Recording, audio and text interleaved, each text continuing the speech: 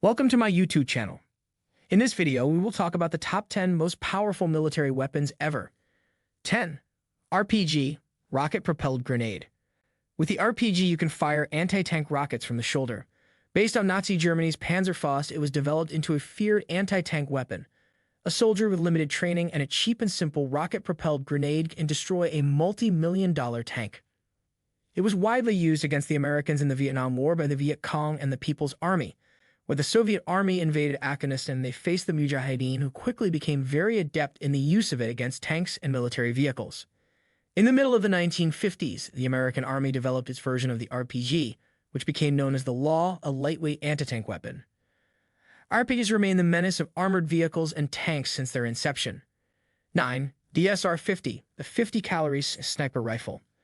The DSR-50 is a bolt-action sniper rifle chambered to fire the massive 50 calories BMG round.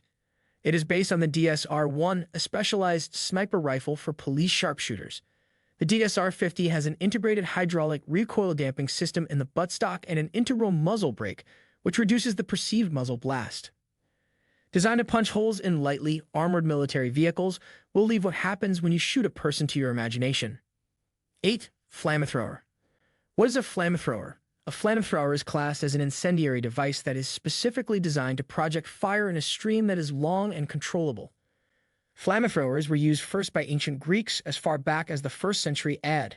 In more modern times, flamethrowers were utilized throughout the First World War by the Germans and more commonly used in the Second World War. Battle flamethrowers are the same. Some are designed to project a stream of fire that is caused by flammable liquid that has been ignited. Others are designed to project a long flame of gas. Liquids are the most common type used in military flamethrowers. Commercial devices opt to use propane and natural gases, high-pressure ones, as they are generally considered safer to use. Military uses for flamethrowers were mainly centered around attacking fortifications, bunkers, etc. Civilian uses for flamethrowers tend to be more agricultural in nature. They are useful for clearing fields, for example. Flamethrowers come in many forms. Portable ones tend to be two-part devices, a backpack for the fuel and a tube for the output, but they can also be vehicle-mounted for easy use. Simple to operate and maintain, you certainly do not want to be on the receiving end of them, making them number 8 on our list. 7. Schwerer Gustav. Schwerer Gustav. This was the name given to a German 80 centimeters railway gun, a huge piece of artillery designed to be shot from a railway wagon. It was developed in the late 1930s by Krupp of Essen as artillery for the explicit purpose of destroying the main forts of the French Maginot Line during a siege. At the time, these were the strongest fortifications in existence. Gustav could fire shells weighing 7 tons to a distance of 47 kilometers. When fully assembled, the Schwerer Gustav weighed nearly 1,350 tons. The Germans designed this piece of artillery to prepare for the Battle of France. The biggest gun of WWII was not ready to do battle when the battle began.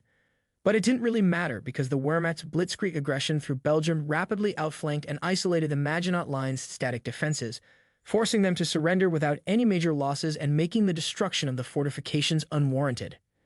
Schwerer Gustav was deployed later during the war to the Soviet Union. During the artillery bombardment of Sevastopol, which was part of Operation Barbarossa, among other things, the large gun destroyed an ammunition warehouse buried in layers of rock under a bay. Leningrad was the next stop for the 80 centimeters gun and probably was planned to be used in the Warsaw Uprising like other German heavy artillery weapons, but the rebellion was crushed before the heavy artillery was needed. The Germans demolished Schwerer Gustav in 1945, near the very end of World War II, so it wouldn't be confiscated by the Soviet Army. Styx, Nimitz-class aircraft carrier. U.S. Nimitz-class. At over 1,000 feet, the Nimitz-class aircraft carriers are the world's biggest warships. Costing around $4.5 billion each, they are also the most expensive. The 100,000-ton carriers can hold up to 90 aircraft and are fitted with anti-aircraft guns and missiles. They are expected to serve for 50 years. However, the U.S. is already developing its successor in the Gerald R. Ford class, which will be even bigger and is expected to cost around $12 billion. Currently, there are 10 Nimitz-class aircraft carriers in service with the United States Navy. The lead ship of the class is named after the World War II United States Pacific Fleet Commander Fleet Admiral Chester W. Nimitz, the U.S. Navy's last fleet admiral. Instead of the gas turbines or diesel-electric systems, which are used for propulsion on most modern warships, the carriers use 2 nuclear reactors which drive the 4 propeller shafts and can achieve a maximum speed of over 30 knots. Because they use nuclear power, these massive ships can operate for over 20 years without refueling. 5. Chimera virus. In ancient mythology, a chimera is an animal formed from parts of different animals like a hippogriff or a griffin, which aptly describes this virus. A chimera virus is made by combining the DNA of two or more other viruses. In the 1980s, the Soviets were experimenting with them using the genetic material from other viruses and injecting them into a smallpox or another virus, thus producing a chimera. This process ensures the new virus is able to retain the smallpox's virulence and appearance under a microscope while at the same time it is able to spread an entirely different infection. This genetic engineering breakthrough allows viral agents to evade known treatments and vaccines, making them all the more deadly. 4. Russia's aviation thermobaric bomb of increased power. All that is alive merely evaporates, as the quote Russian Deputy Chief of Russian General Staff Alexander Rukshin shared when asked about their newly developed bomb. In 2007, the Russians successfully tested and released their aviation thermobaric bomb of increased power, quickly nicknamed the father of all bombs, FOAB. The FOAB is reportedly 4x more powerful than the U.S. military's biggest non-nuclear bomb, the GBU-43/B massive ordnance air bomb, which is officially designated with the acronym MOAB and known popularly as the mother of all bombs. This makes the Russian device officially the most powerful conventional non-nuclear weapon in the world. The FOAB replaces several smaller nuclear bombs in the Russian arsenal.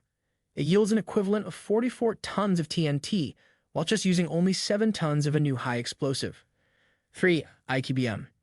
The Intercontinental Ballistic Missile, ICBM, is a ballistic missile that is guided to the target. It can travel at least 3,400 miles and was built primarily for transporting nuclear weapons. ICBMs have the capability of being launched from airplanes, submarines, missile silos, and vehicles. They became an integral part of the MAD doctrine because these weapons allowed the flexibility that enabled the country to strike back and destroy the enemy. It basically guaranteed a second strike on the enemy. With the advancing of technology, it came to fruition that an ICBM could be used to launch several nuclear warheads at once because of the MIRV. 2. IRV. The MIRV, which is a multiple independently chargeable re-entry vehicle, is a payload for ballistic missiles that contains multiple warheads. Each warhead has the capability of being aimed to hit one of many targets. The old-fashioned warheads could only transport a single nuclear bomb on a single missile and aim for a single target. The next step was the multiple re-entry vehicle, MRV, missile that could carry numerous warheads that were all dispersed but not individually aimed, which resulted in a blast similar to a shotgun. The MIRV solved that problem. All warheads were now targetable. 1. Tsar Bomba.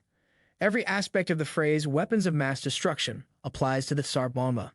The weapon was the Soviet Union's rebuttal to the United States nuclear program, a massive device designed to decimate everything. That's what the bomb was. Only one was ever detonated, and that was enough.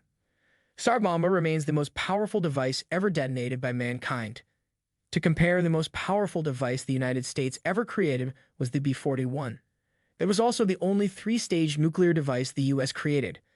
The B-41 had a maximum yield of 25 megatons of TNT, while the Tsar Bomba had a maximum yield of 100 megatons of TNT. What do you think of our video? Let me know in the comment section below. Before you go, please hit the like button and subscribe to my channel. Thanks for watching.